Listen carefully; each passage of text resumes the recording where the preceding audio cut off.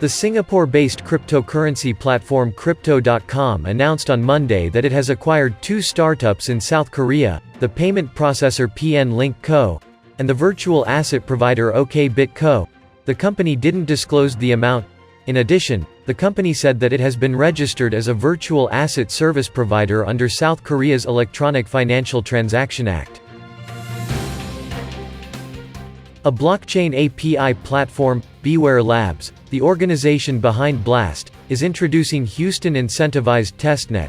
The main goal of the testnet is to validate every technical component of decentralization of the Blast API platform, from the proprietary node integrity protocol to the staking mechanism.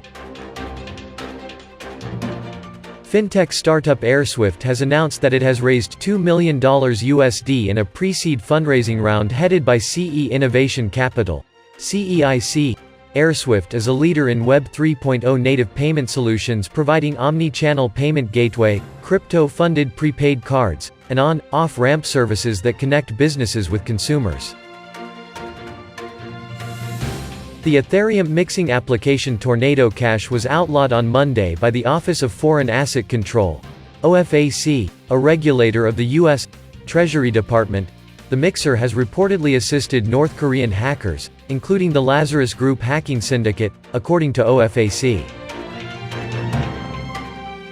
The Galaxy Interactive division of Galaxy Digital led a $4.2 million seed fundraising round for the mobile gaming platform Metaverse Go. Delphi Digital, Dragonfly Capital, Mechanism Capital, Infinity Ventures Crypto, Shima Capital, Com2 US, Akatsuki, Ascensive Assets, BitScale Capital, Yield Guild Games, YGG, Breeder DAO, Mentha Partners, and Emphasis were also participants in the oversubscribed round, which was disclosed today.